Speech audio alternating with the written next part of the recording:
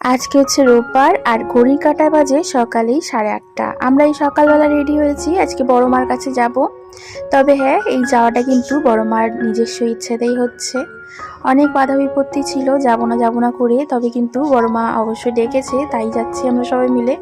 আর এখানে আশেপাশের কাকিমা, দিদা, মানে পাড়ার সবাই মিলেই যাচ্ছি। একটা গাড়ি ভাড়া করা হয়েছিল। আর এই তো সকাল সকাল না, রাস্তাটা দেখতে বেশ ভালো লাগছিল আর গাছপালাগুলো এত সুন্দর লাগছে যে তোমাদের সাথে শেয়ার না করে আর পারলাম না। এই তো এই করতে করতেই পৌঁছে গেলাম। আর ওখানে পৌঁছে গাড়ি পার্কিং করে কিছুটাই হেঁটে এসে আমরা এখান থেকে ডালা নিয়ে নিলাম। তারপরে এই তো বড়মার কাছে পুজো দিতে এসেছি।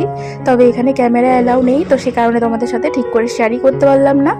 আর এই তো তারপরে এখানে একটুখানি টিফিন করে নিলাম পুজো দেওয়ার পরে। আর এই যে গঙ্গার ঘাটটা ঘুরছি, যেখানে আর কি বড়মার বড় যে প্রতিমাটা তৈরি করা হয় কালী পুজোর সময়, সেটাই আর কি বিসর্জন হয়।